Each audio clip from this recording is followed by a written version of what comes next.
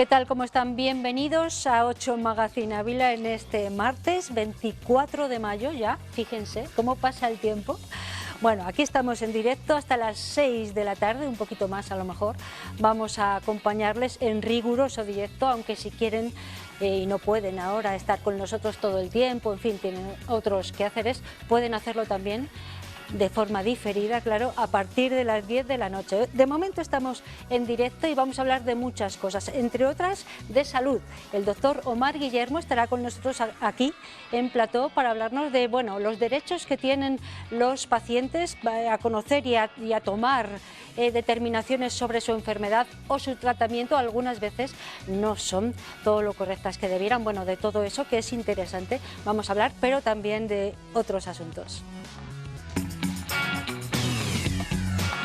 Además, hablaremos de algunas efemérides señaladas en este 2022 con Jorge Díaz, arqueólogo y guía de turismo. Tendremos tiempo de cultura con Carolina Ares, charlaremos de literatura y viajes y de mapas literarios. Terminaremos nuestro programa con música, como siempre. Estará con nosotros el cantautor Raúl Fragua. Con su música en directo pondremos el broche final.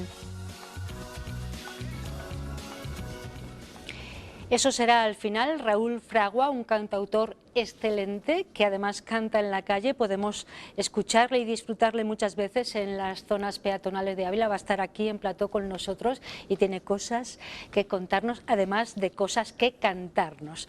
De momento empezamos por el principio. Tenemos con nosotros a Jorge Díaz, es arqueólogo y guía de turismo y hoy ha venido aquí para hablarnos de efemérides. Buenas tardes, Jorge. Hola, buenas tardes. ¿Cómo ha ido la semana y en fin, qué tal?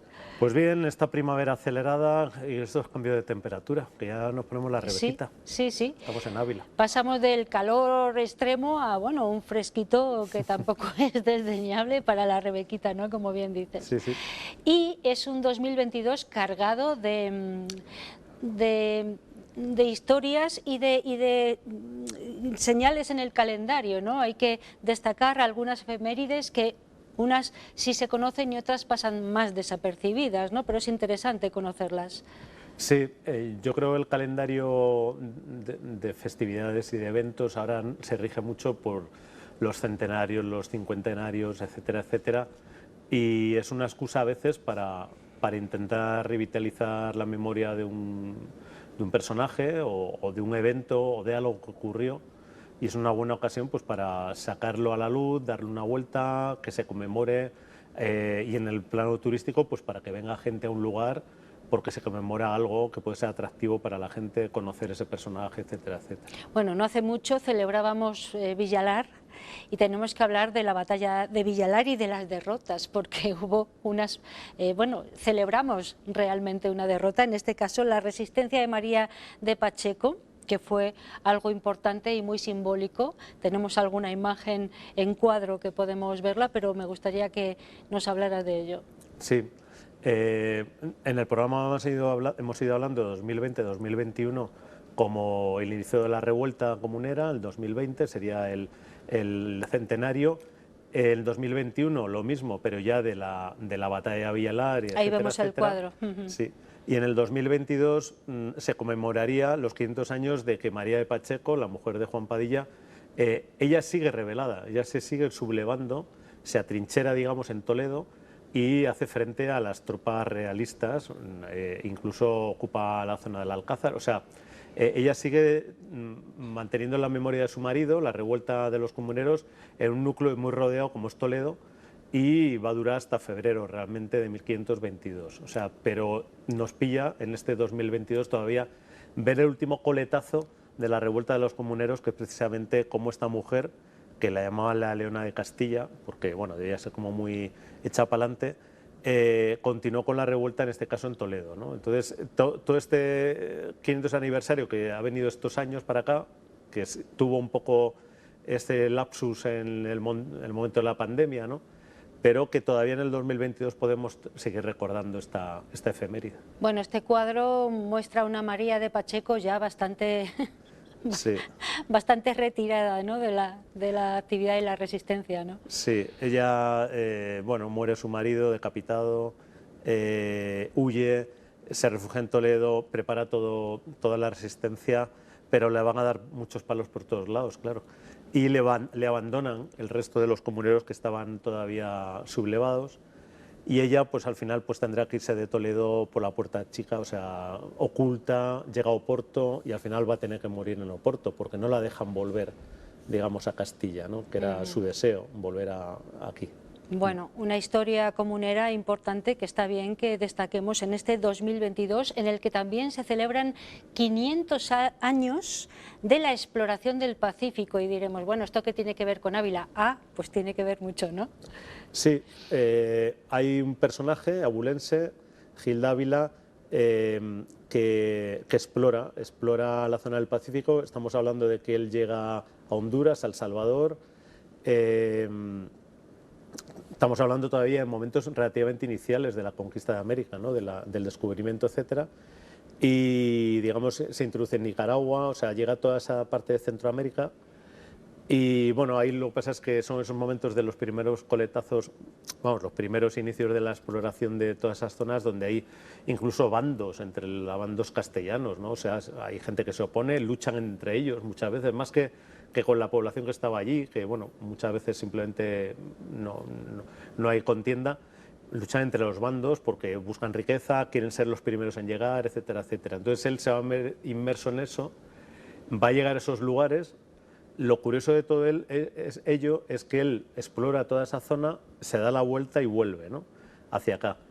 Pero ese mismo año, en 1522, es cuando Magallanes ha hecho su recorrido y ha descubierto que hay conexión, o sea, que tú puedes pasar del Atlántico al Pacífico porque están conectados. Pero él no lo sabe.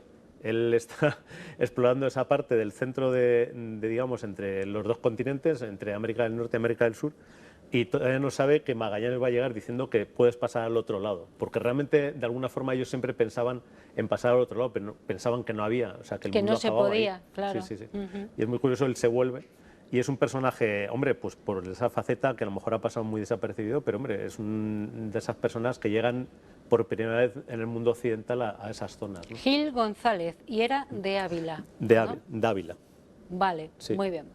Bueno, una efeméride que sí conocemos son el cuarto centenario de la canonización de Santa Teresa. Se celebra este año y bueno, es algo que estamos celebrando todos porque es algo muy, muy conocido y muy desarrollado ya, ¿no? Claro, Santa Teresa tiene tantos perfiles, o sea, tiene tantas caras, desde ser una literata, ser una santa, ser beatificada, ser doctor de la Iglesia, ser copatrona, etcétera, etcétera, que al final tiene muchos efemérides, porque realmente se puede empezar desde su beatificación, su nacimiento, de su muerte, o sea, que hay mucho acontecimiento en torno a ella, porque además tocó muchos palos, ¿no? Desde la literatura hasta la mística, etcétera, etcétera. Entonces pues se celebra otro evento. Ha habido una serie de ellos seguidos, de alguna forma, o más o menos seguidos, y este sería ese 400 aniversario también. En el caso de Teresa de Jesús y cara a Ávila y otros lugares teresianos, todo lo que se conmemore suele atraer un cierto tipo de público, ¿no? que le interesa mucho el personaje, es muy admirada, etcétera. Entonces es un turismo religioso quizás en ocasiones, otras veces muy no. variopinto también, sí, ¿no? Sí, sí. A veces es gente que le interesa el personaje, digamos, histórico, y otra gente le interesa mucho la obra, que a lo mejor incluso hay mucha gente que lee su obra y es muy apasionada de ella y no es religiosa después. O sea que tiene todas esas vertientes. Bueno, el cuarto centenario de la canonización de Santa Teresa se celebra este año, como sabrán pues la mayor parte de los espectadores que nos estén viendo ahora, pero a lo mejor no saben que hace 100 años, este año, que nació José Belmonte. Tenemos un libro sobre la mesa de José Belmonte y me gustaría que nos hablaras de este personaje que es bastante desconocido en Ávila, ¿no? Pero conviene conocerle un poco más. Sí, yo creo que era un hombre como muy discreto, pero tuvo una producción literaria muy grande, y aunque bueno, él se crió aquí en Ávila y es nacido en Ávila, pero bueno, ya se trasladó al País Vasco y escribió tantas monografías relativas a Ávila que él siempre lo tenía ahí, ¿no? Luego ya tuvo casa aquí y venía bastante a menudo. Pero en 1922 nace y ahora se celebraría el centenario de su nacimiento. ¿Quién era José Belmonte? Cuéntanos. Bueno, José Belmonte era un abulense de una familia media de aquí de Ávila, que luego pues tiene más una formación como en leyes y que va a ejercer toda su vida cargos relacionados con ello, ¿no? Pero en su faceta de historiador, en su faceta de escritor, la mayor parte de su producción va a versar sobre Ávila, ¿no? Entonces, para los que hemos estudiado algo de historia de Ávila por tema profesional o porque nos gusta o a la gente, pues le suele tener en consideración, pero escrito desde la historia de Ávila, este libro que es fundamental de Leyendas de Ávila, porque inicia, digamos, la senda para que luego se hayan publicado otras cosas de leyendas de la provincia y de la capital sobre todo. Este libro inaugura esa saga que nadie había recopilado hasta ese momento. En cierto modo le da un trasfondo muy literario que no sabes hasta dónde llega la leyenda o no, pero es un precursor en ese aspecto, ¿no? Y escribe su novela sobre la caída de la vida y la muerte. Yo creo que, vamos, es un personaje con mucho atractivo para los abulenses, porque realmente tuvo Ávila siempre en su fondo, ¿no? En el fondo de toda su producción. Luego escribió cosas de historia que no tenían nada que ver con Ávila, pero desde luego la parte que hay de su parte abulense son tratados muy inexcusables, los tienes que consultar. Además tiene mucha capacidad de investigación, porque realmente cuando escribe basándose en crónicas y en documentación, la verdad es que lo rastreó todo muy bien, o sea, un tema archivístico importante. José Belmonte, para quien no conociera su nombre, es muy interesante, abulense, ha escrito mucho sobre Ávila, muy interesante además, y bueno, con un fondo importante de documentación, como estás diciendo. De él, de José Belmonte, pasamos a Kate O'Brien, que como el nombre indica, no nació en Ávila, pero sí tiene una vinculación con Ávila, ¿no? Claro.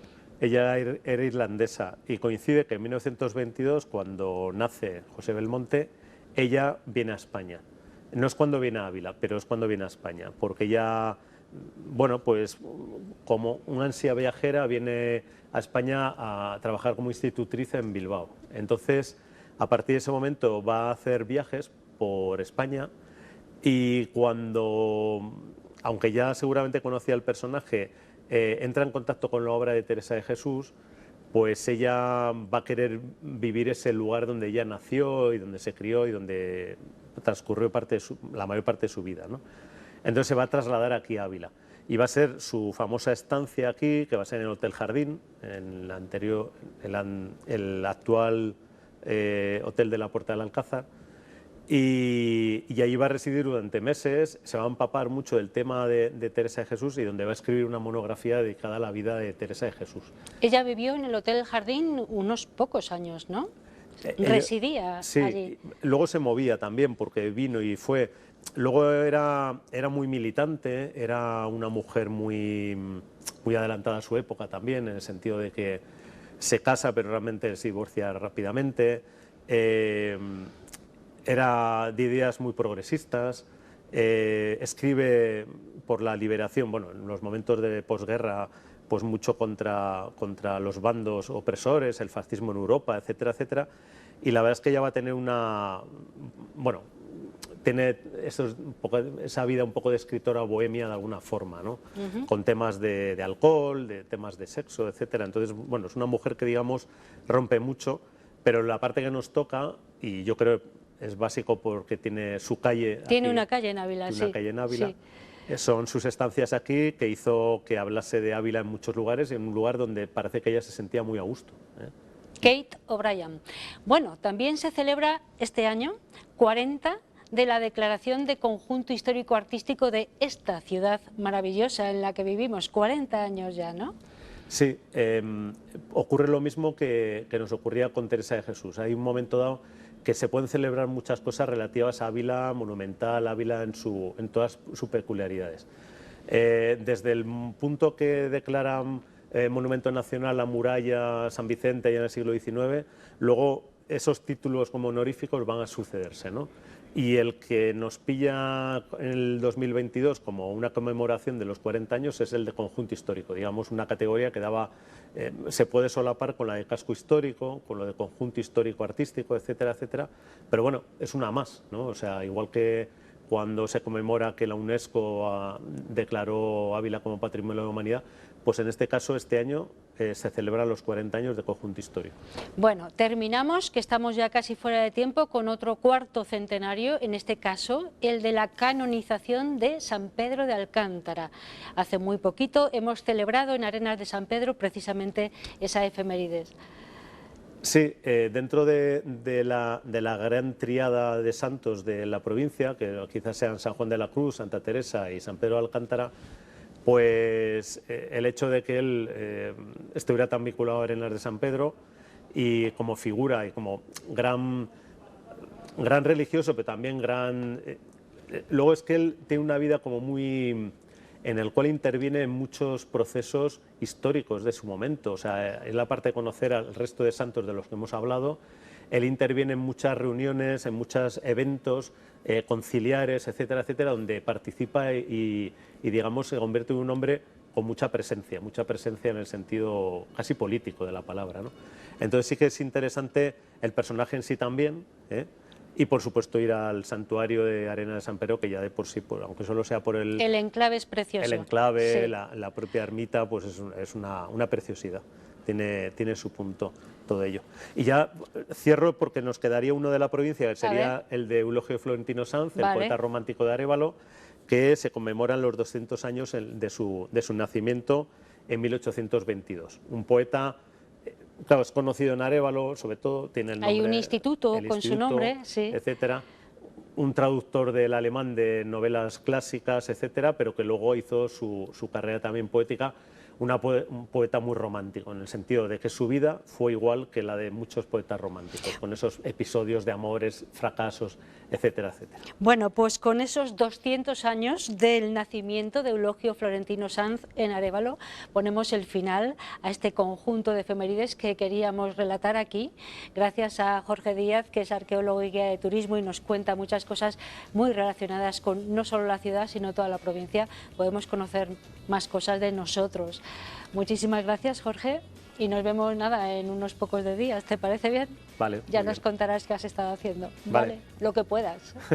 Hasta cierto punto. Hasta cierto punto, gracias.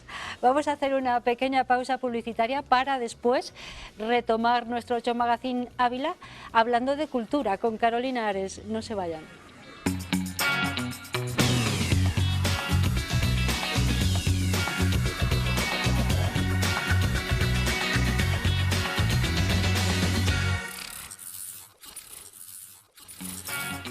Ya estamos aquí después de la publicidad, son las 5 y 2, 3 minutos, bueno, las 5 y muy poco, hasta las 6 les vamos a acompañar con muchos contenidos todavía que tenemos por delante bien interesantes. Tenemos a Carolina Ares en plató. Buenas tardes, Carol. Buenas tardes, Ana. Nos va a hablar de cultura y esta vez además de literatura y viajes. Viene muy bien para esta época en la que estamos, ya preparando muchos destinos de vacaciones de verano, en fin, claro. Con literatura siempre, ¿verdad? Sí, vamos a ver una manera distinta de enfocar el verano, que es a través de la literatura. Además, bien. Así con tiempo para dar a la gente pues la posibilidad de prepararse. Hay mucha gente que se ha dedicado a escribir sobre viajes. Por ejemplo, Javier Reverte es un escritor que siempre ha profundizado y ha hurgado ahí, ¿no?, en el tema viajes. Sí, bueno, lo de escribir sobre viajes de siempre. Muchos de los grandes autores que conocemos han escrito sus viajes y luego se han podido publicar. Pues yo que sé, hay un libro sobre Virginia Woolf y sus viajes por España.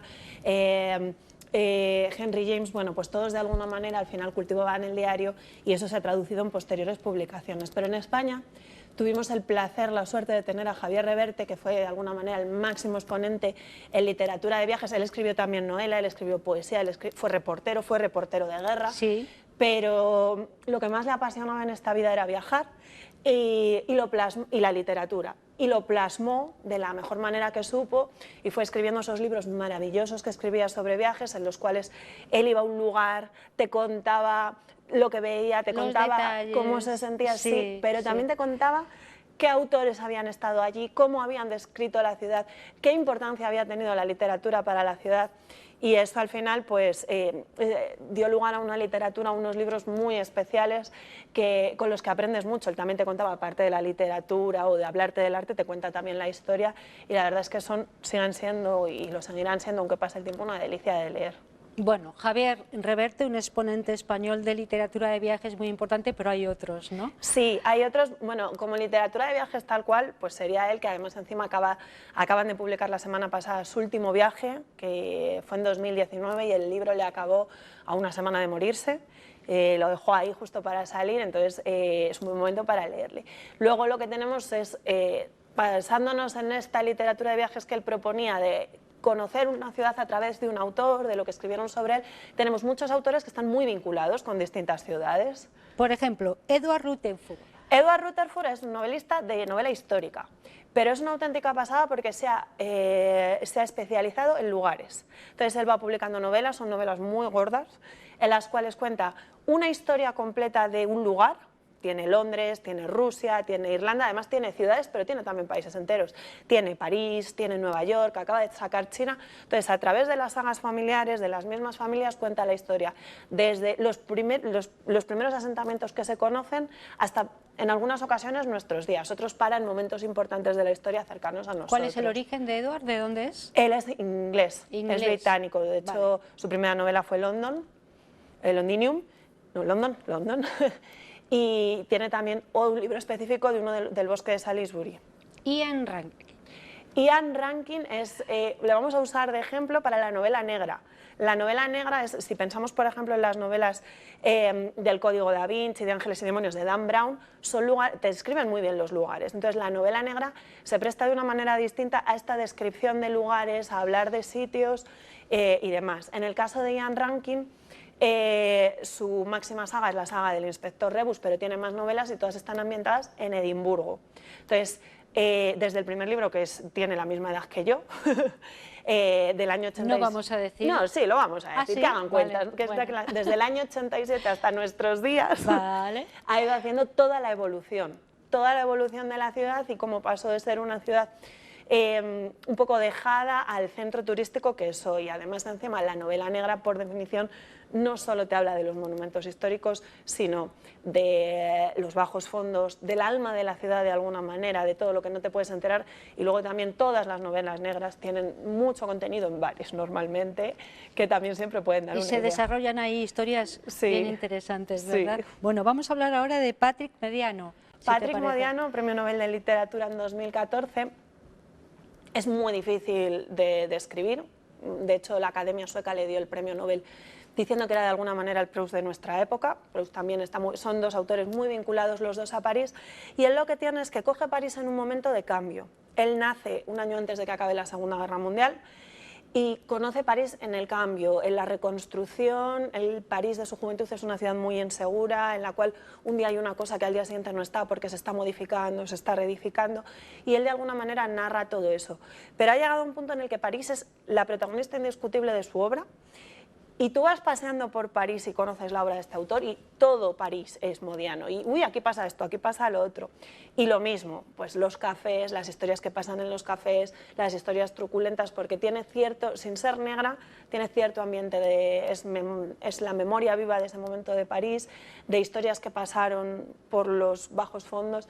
Entonces, de alguna manera, te ayuda muy bien a identificar la ciudad, los barrios, todo eso. Es un buen autor si vas a viajar a París para leer. Hablamos de literatura y viajes, y Sí. ahora de Jane Austen, si te parece. Jane Austen, sí, bueno, de Jane Austen pues hay rutas. O sea, directamente puedes contratar las rutas de Jane Austen en el Reino Unido. Por un lado está Londres, pero luego también está toda la campiña inglesa, está Bath, están las casas de campo. Entonces de alguna manera te imbuye en ese espíritu inglés, en ese ambiente, y también es una buena puerta de entrada al universo, si vas a viajar al Reino Unido, pues campestre, que de alguna manera no es igual, pero de alguna manera pervive, claro.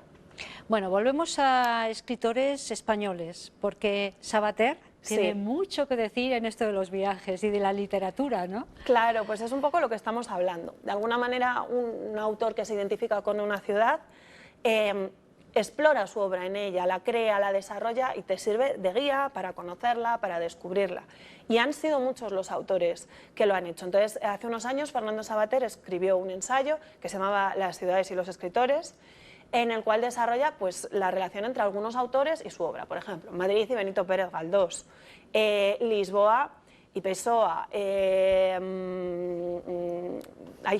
Dante y Florencia. Entonces te lo va explicando, va trazando esa relación. Ciudades y escritores, algo muy interesante para conocer también un poco de la cultura de allá donde estamos, ¿no? Efectivamente, Sí. y de los vínculos literarios que puede tener la ciudad. Bueno, y ahora vemos aquí sobre la mesa, no sé si lo pueden captar nuestras cámaras, vemos aquí un mapa. Casi un mantel. Sí, casi un mantel, es muy bonito Sí, el mapa este. Le voy a sujetar, para que así le enseñamos bien. Muy bien. ¿Te parece? Y dirán los espectadores, ¿y esto qué Una hace manta. aquí? Bueno, pues no es una manta, es un mapa literario. Enséñalo ahí, por favor, Aquí lo Carolina. enseño.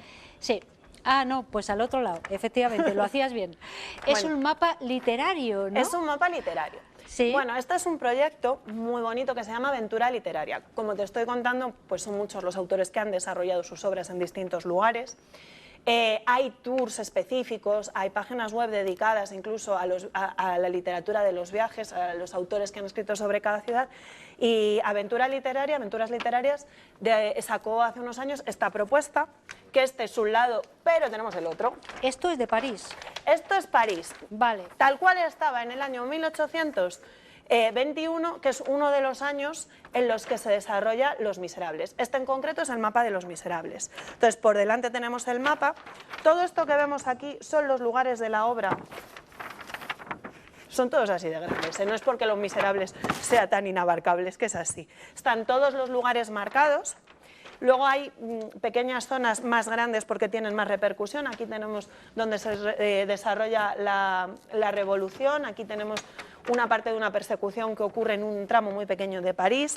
Vienen aquí, en este caso concreto, tenemos las relaciones entre los personajes, viene un pequeño resumen y un precioso, no sé si es un grabado. Sí, sí, de la es un época. grabado de la época. Entonces hay muchos, tienen un Claro, montón. sí, porque hay, como decías tú, unos mapas literarios Sí. enmarcados en esas aventuras Sí. literarias. Tenemos una web que vamos a poder ir Sí, viendo en según Ávila tú lo podemos comprar también. nos hablas de ello, vale, lo venden vale. en alguna Pues, tienda. pues háblanos de la iniciativa, que es muy interesante. Esto es un ejemplo que nos has Sí. traído aquí, pero es muy interesante. Claro, entonces, esto es lo que vemos, pero es que además cuando compras uno de estos packs, que los tenemos Ahí ahí, lo además estamos ahí viendo. se puede ver muy bien lo que hablábamos de los autores y las ciudades. Sí, sí. Vienen muchos, mira, además luego tienes mapas negros, luego tienes también algunos sobre la fauna y la flora de los animales y las plantas que aparecen en ciertas obras. Cuando compras uno de estos mapas, además de esto, te viene un librito chiquitito para que tú tomes tus notas, pero te puedes descargar legalmente el libro en el idioma original y en castellano, y además encima viene el mapa interactivo para que si tú te vas puedas seguir esos pasos, porque evidentemente ir con esto por la calle en París igual es un poco complicado, pero Sí. te lo desarrolla todo, te pone específicamente en qué capítulo sale, el texto que viene, qué es lo que ocurre, y tú lo puedes visitar. Por no hablar de la elaboración que tienen, que son preciosos. De hecho, hay gente que los enmarca. Eso te iba a decir, Sí. son enmarcables Sí. estos mapas, ¿eh? Sí, y sí, sí los vamos. podemos encontrar en Ávila en determinados lugares. Sí, yo ¿no? estoy segura que en cualquier librería, si lo pides, te lo van a traer. Luego hay una tienda en el centro, el Emidi, que es que además tienen enmarcado el de Madrid, de Benito Pérez Galdós. Tú entras y le tienen enmarcado de lo bonito que es, y tienen varios. Y bueno, evidentemente la página web, pero Bueno. pudiendo comprarlo en una tienda. Bueno, estábamos hablando de estos mapas literarios enmarcados en esa iniciativa muy interesante, ¿no?, de aventuras literarias que nos Sí. llevan a muchos sitios y que a través de la literatura nos van a facilitar el conocer muchos trazados de la ciudad en concreto. Tal es otra forma, ¿no?, de viajar, de verlas. Desde luego. Es evidentemente cuando no puedes viajar, es el vehículo que te lleva lejos, que te permite disfrutar sin salir de casa, pero cuando vas a viajar de verdad, también te permite vivir esa experiencia que tú has vivido de lejos, es reconocer esa ciudad que tú has vivido. Bueno, iniciativas que tienen que ver con los viajes y la literatura, es lo que hoy nos has querido traer. Sí. Venga, un consejo final. Ahora que estamos ya preparando un poco, por lo menos haciéndonos las ideas, componiendo un poco lo que queremos hacer este verano, por ejemplo. De esto, yo es que mi guía de viaje siempre han sido los libros, entonces es una experiencia totalmente distinta porque al final es real, no es lo que tú quieres, lo que el guía, a donde el guía te quiere llevar, sino experiencias reales de gente real que conoce los lugares. Entonces, al final es una perspectiva totalmente distinta, muy autóctona muchas veces, Bueno, hemos hablado de algunos autores que se han dedicado a escribir sobre viajes, sus propias experiencias muchas veces, y también de estos mapas de viajes, de estas aventuras literarias que podemos encontrar en las librerías de Ávila. Si no las hay, las pedimos y nos las traen. Seguro. Y en algunas otras tiendas especializadas que están en el centro de la ciudad, algunas de ellas. Carolina Ares hoy nos lo ha estado contando, una iniciativa muy bonita, desde luego, y esperamos que fructifique y que mucha gente diga, pues mira, voy a ver si encuentro un mapa de... No sé. Voy a hacerme mi propio mapa. ¡Uy, eso sería maravilloso! Claro, voy a hacerme mi propio mapa. ¿Tú te has hecho alguno? Yo sí, viajo normalmente así. Por ejemplo, lo que decía de Modiano en París, no es necesario hacerlo porque es así. Pero yo, por ejemplo, cuando he ido a Nueva York, mi guía de Nueva York siempre han sido autores. Y autores de allí, pero por ejemplo, Antonio Muñoz Molina y Elvira Liendo tienen 2 libros cada uno sobre Nueva York, que te dan muchas pistas y muchas pautas. Y yo me lo he hecho, además de, uy, mira, pues este sitio tiene buena pinta, me le apunto. Uy, mira, estoy comiendo hamburguesa donde le gusta Elvira Lindo. Bueno, Carolina Ares, muchísimas gracias, gracias a ti por haber estado con nosotros un día más en directo. Nos vemos pues dentro de poquito, en 15 días o así. Vale. Ya me contarás qué tal el fin de curso y eso. Fenomenal. Bueno, está hecho. Hasta dentro de poco. Venga. Gracias, Ana. Hacemos otra pausa publicitaria después de hablar de cultura. Pues vamos a cambiar un poco de registro porque el doctor Omar Guillermo estará con nosotros aquí en Plató en directo para hablar de salud, como no podía ser de otra manera. Así que si quieren, no se vayan.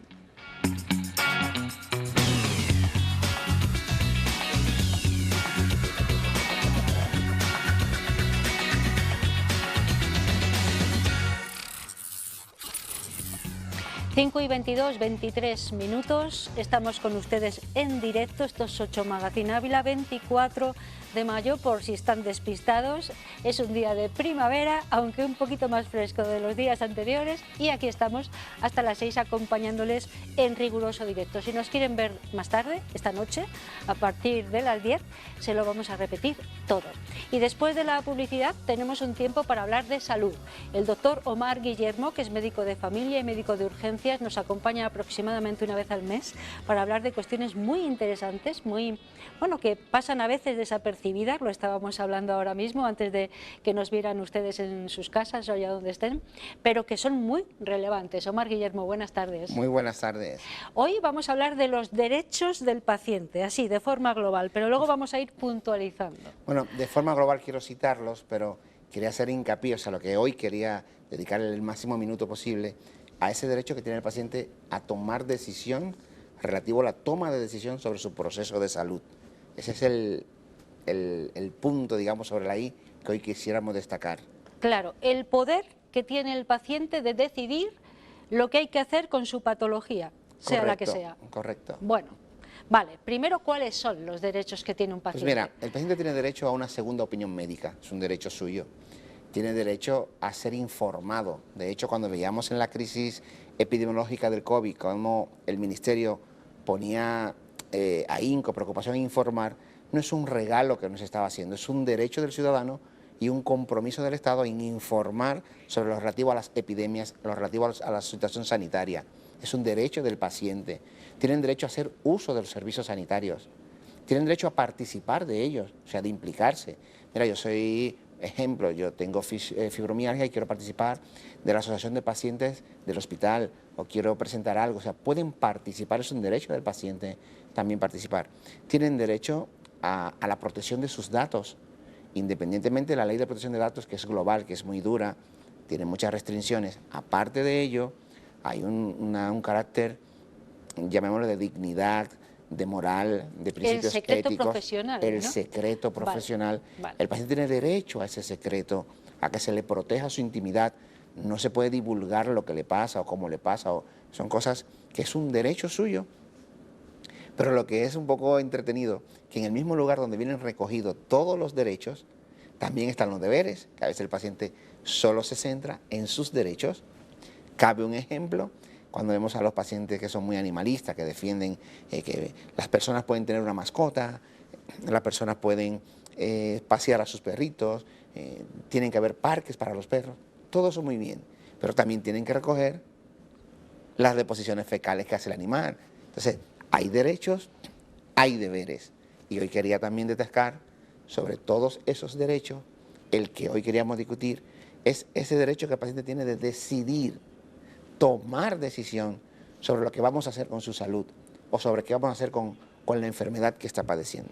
Vale, vale. Claro, el mal uso, por lo tanto, ¿no?, de nuestros derechos, que, bueno, algunos de los que comentabas, Omar, perdona, pero a veces en el día a día tampoco se pueden llevar a término. Algunos de ellos, ¿no?, como lo de participar y tener derecho al uso, en fin, ha habido situaciones en las que ha sido un poco complicado, pero bueno, de eso podemos hablar otro día, pero sí de el mal uso que a lo mejor se puede hacer de determinados derechos, sobre todo de ese poder que tiene el paciente de decidir sobre su enfermedad. Mira, quiero, antes de entrar en profundidad en describirlo, yo estoy de acuerdo que tenga ese derecho. Lo que yo cuestiono es que si tú tienes desconocimiento, da igual como que yo sea una situación jurídica en la que yo desconozca, cuando una persona tiene derecho a representarse solo ante un juez y el juez le dice, ¿usted está seguro? Es mi derecho, es su derecho, pero ¿está seguro? Porque es que no conoces las leyes como puede conocerla un abogado, pero es su derecho y se le respeta. Pues el paciente a veces dice, no me quiero operar, pero sabe las consecuencias, te lo he explicado, ¿de verdad eres consciente de lo que puede acarrear tu decisión? Hay pacientes que son oncológicos que ellos deciden no ser sometidos a quimio y hay que respetarlo. Es su decisión. ¿Te has encontrado con muchos casos de ese tipo? Esta situación que estamos explicando es más común de lo que puede llegar a parecer, porque a veces la gente mira su condición individual o mira a su alrededor, no conozco a nadie y cree que no se dan estos casos, pero para nosotros son casos o situaciones muy comunes. En ese mismo contexto también se nos da la situación del paciente que, entendiendo que tiene sus derechos, él llega pidiendo al médico lo que hay que hacerle. Quiero que me quiten ese bultito que tengo ahí, quiero que me lo hagan, quiero que me den antibiótico, porque es mi derecho. No, el derecho está en que si yo después de explorar al paciente considero que hay que poner un antibiótico, partiendo de la relevancia, valga la redundancia, de que el servicio médico no es un servicio tipo pizzería, en el que a la pizzería tú dices, quiero pepperoni y lo quiero con queso, y los mandas a preparar, y de repente dices, ¿sabes qué? Ya no me le ponga pepperoni porque decido cambiar, ahora quiero jamón y queso, y te le cambian, porque es un servicio que está pidiendo con esa característica.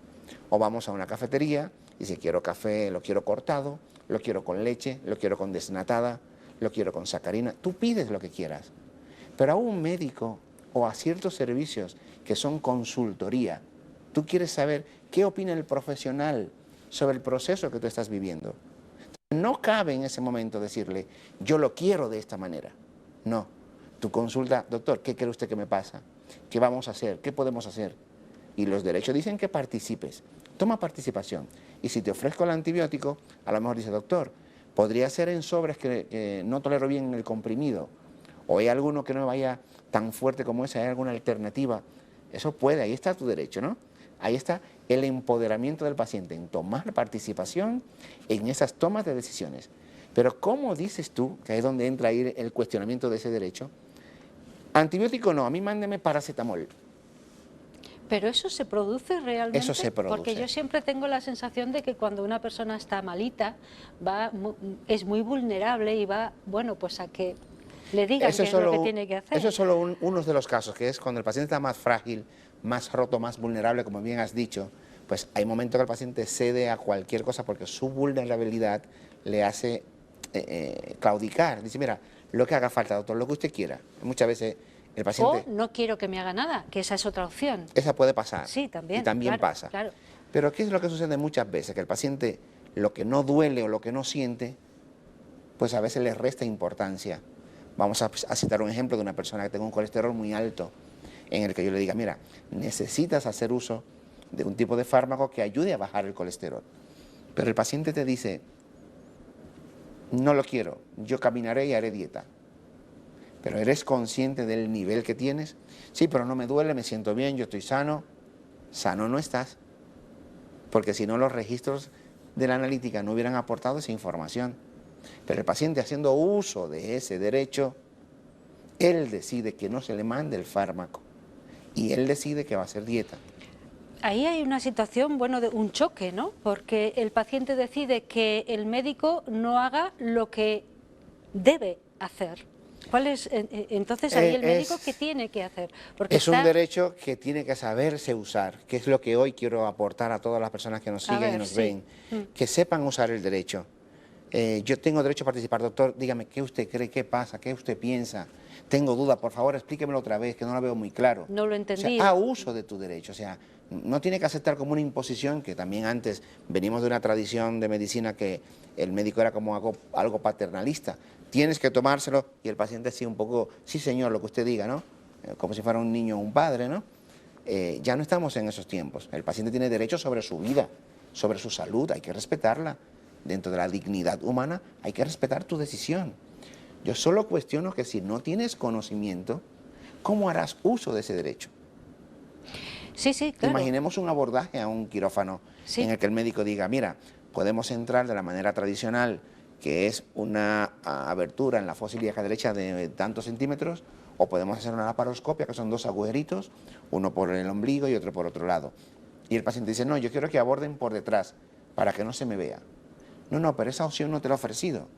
De las opciones que existen, puedes escoger en tu derecho lo que te ofrezco, pero no puedes crear tú las alternativas terapéuticas que están fuera del contexto técnico-científico avalado en ese momento de la atención que amerita. Claro, incluso me has llegado a comentar antes de la entrevista algún caso de un paciente que viene infartado y que se quiere ir a casa sin que le hagan nada. Conocí un caso de un paciente que salió de una urgencia en la que se le explicó que tenía una situación de un infarto y el médico reiteradamente, bueno, escribió en la historia clínica, de manera reiterada se le explica al paciente el proceso que él está atravesando, pero claro, el paciente decía, tengo un dolor leve, ¿cómo va a ser un infarto?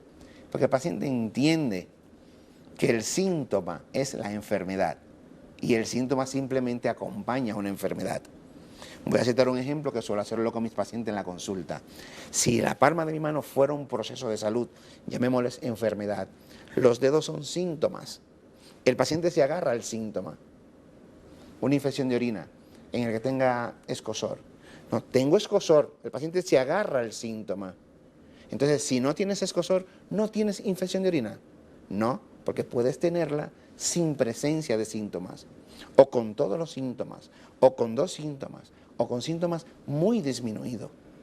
Ahora que el COVID estuvo de moda y todos sabemos de COVID, vamos a citarlo como ejemplo. Hay gente que tuvo COVID en casa sin síntomas, pero tenía COVID. Y habían personas con COVID en la UCI. Los 2 tenían COVID, pero la enfermedad en uno se expresó del 1 al 10, 10, y en el otro del 1 al 10, en 1. Esas variables... Claro, los síntomas avisan, pero no siempre. Ayudan al diagnóstico, que hemos hablado aquí del diagnóstico médico, nos ayuda, los síntomas que tú explicas, me ayudan a llegar a ese diagnóstico, permiten que el médico afine sobre, puedo poner esto, no poner esto, qué tratamientos recomendamos, pero el síntoma por sí solo no es la enfermedad. ¿Qué es lo que trata de hacer el médico? Buscar la enfermedad que está provocando los síntomas. Ese es el diagnóstico.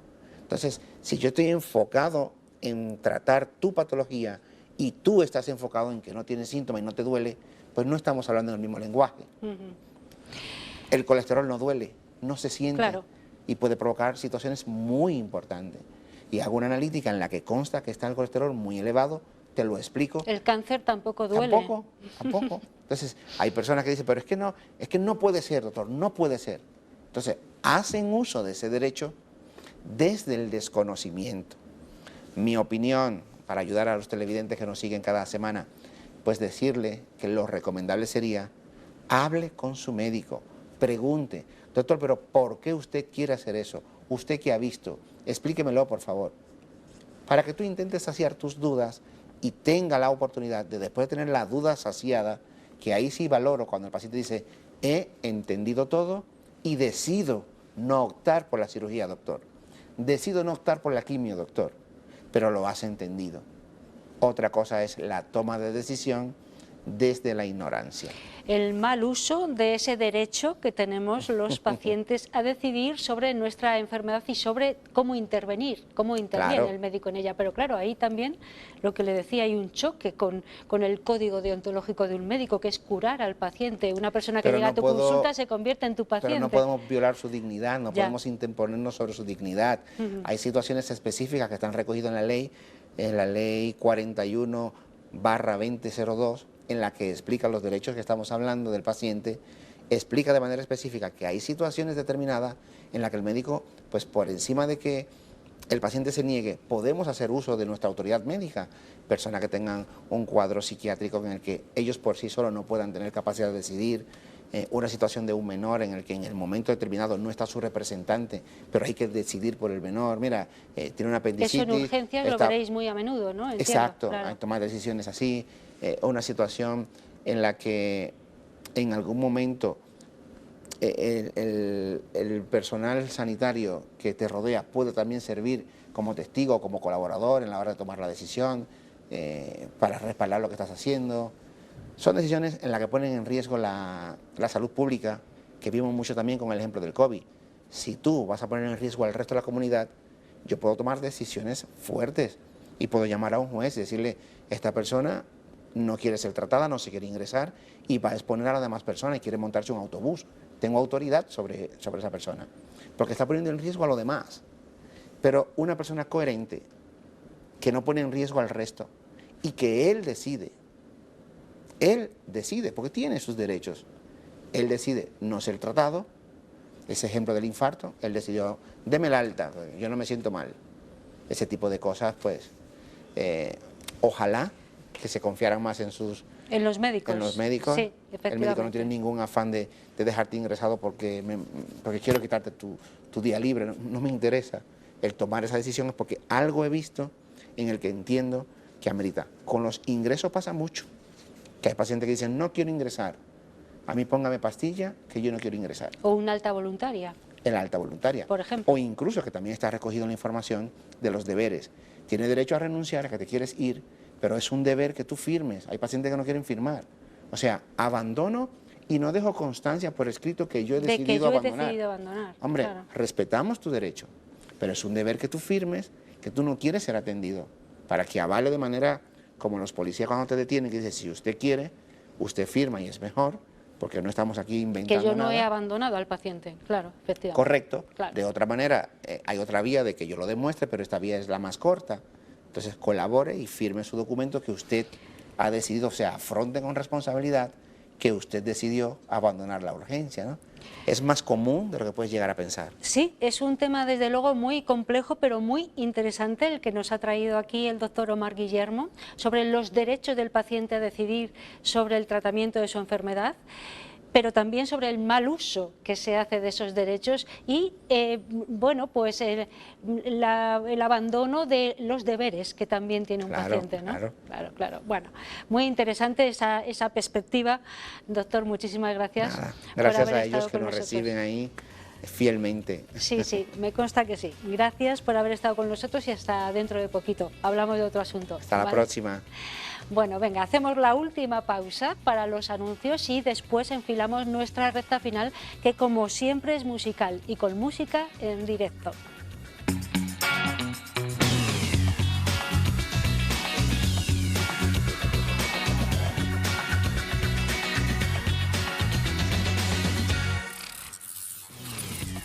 Y llegamos a la recta final de este 8 Magazine Ávila de martes 24 de mayo. Lo hacemos con música, como es habitual, música siempre en directo, o casi siempre. Hay algunas veces que no es posible tener aquí músicos en el plató. Hoy tenemos a un musicazo.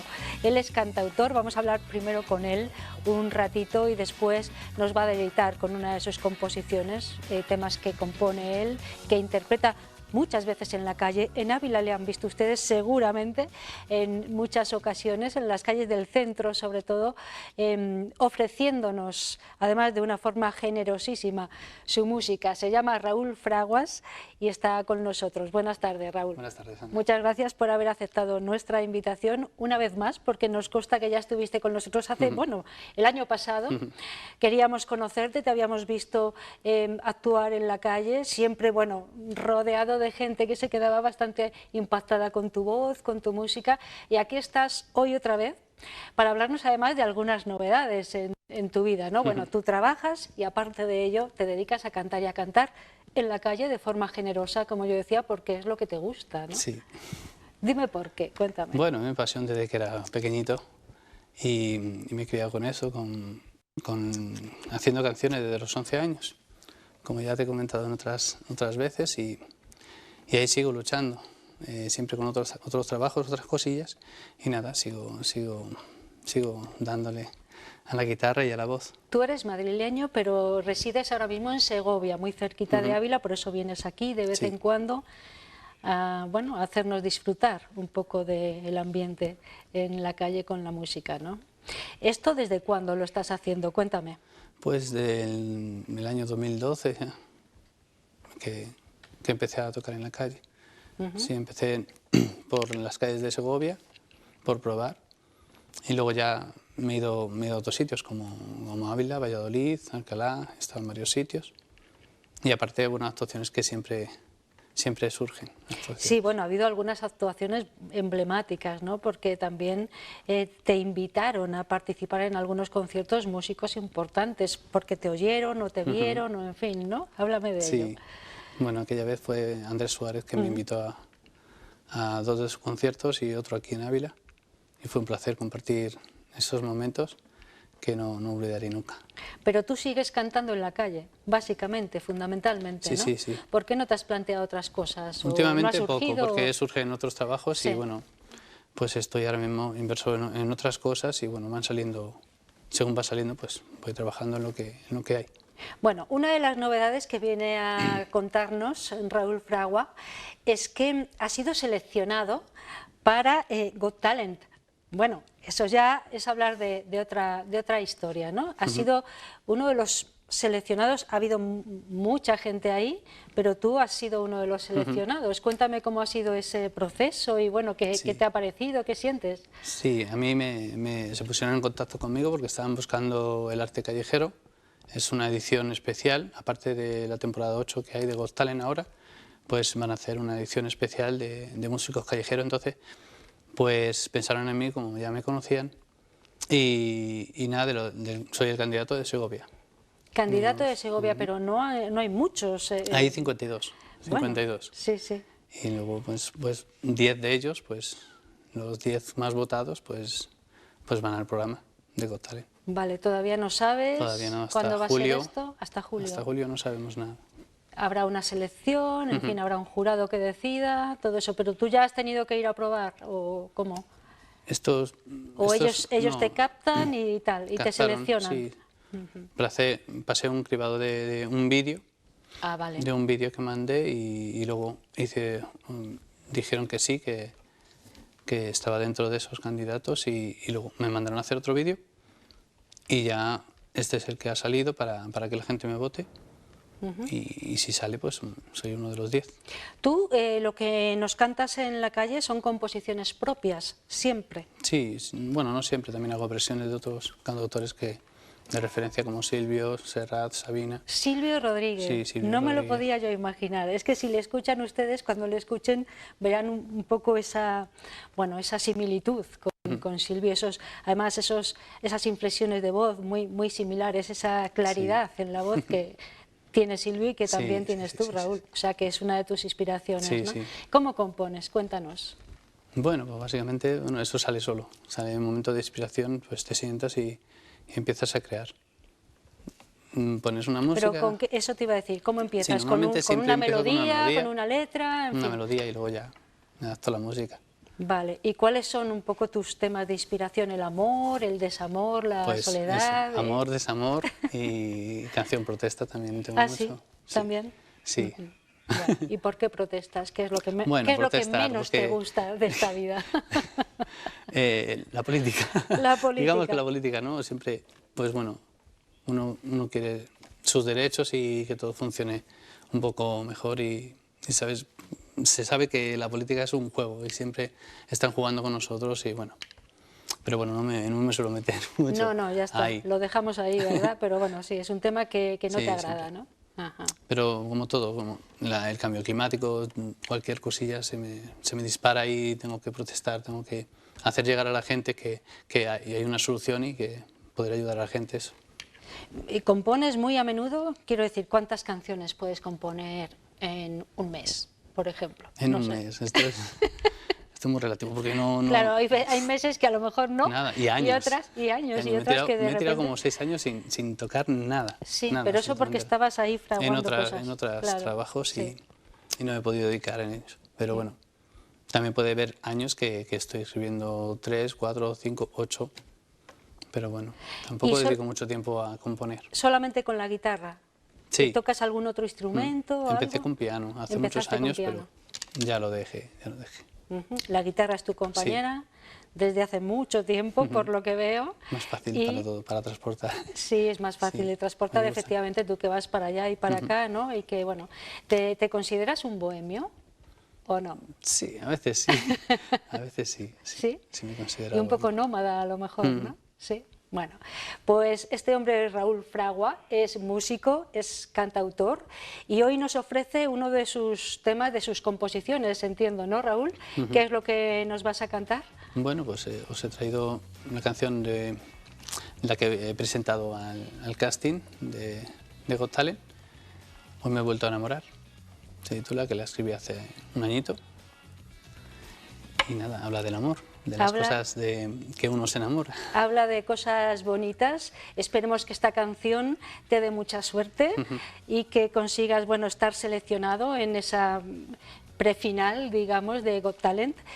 Nos tendrás al tanto, nos contarás cómo van las cosas, ¿no? De momento ahí le tenemos. También le podemos ver por las calles de Ávila, de vez en cuando se deja aparecer y es toda una delicia. Con Hoy me he vuelto a enamorar, que es una de las últimas composiciones de Raúl Fragua, ponemos el punto y final a 8 Magazine Ávila por hoy. Ya saben que mañana tenemos otra cita a partir de las 4:30 y que les esperamos con los brazos abiertos y muchos asuntos que esperamos sean interesantes para ustedes. Hasta entonces, cuídense mucho, sean todo lo felices que puedan y disfruten ahora de la voz, de la guitarra, de la música de Raúl Fragua, que es muy generoso y que ha venido aquí en directo para contarnos sus cosas. Muchísimas gracias, Raúl. Muchísimas gracias, Ana. Esto es todo tuyo. Hasta muy pronto y mucha suerte en Got Talent. Gracias. Adiós.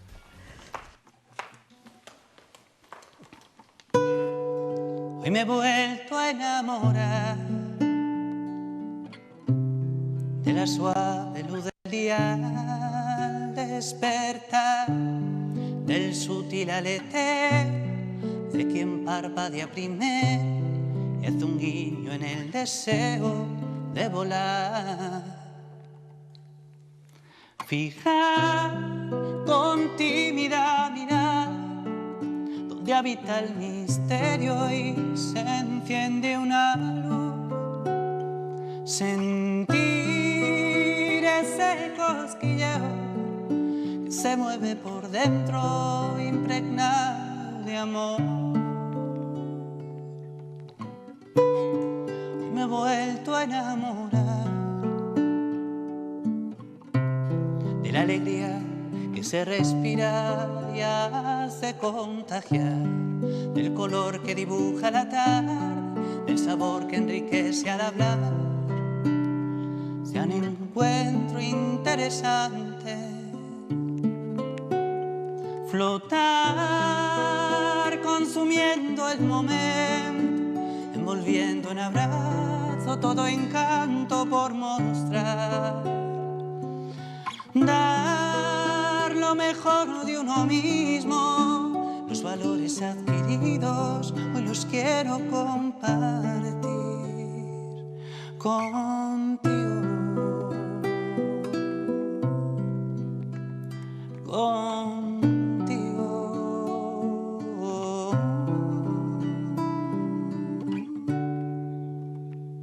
Contigo, porque veo en tus ojos el lienzo en el que plasmar una vida distinta, un sentido a mis días, rescatando la esencia perdida.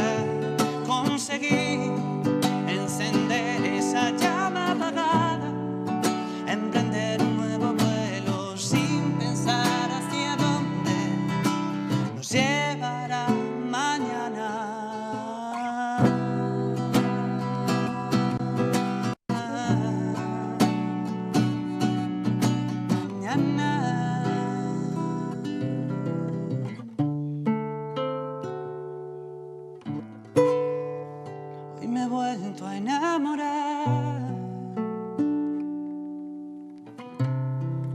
instante de un detalle tan bello y fugaz que aparece mostrando su imagen, me presta sus manos y un baile al que me quiero agarrar y dejar llevar por la intensidad que brota, drena y eriza la piel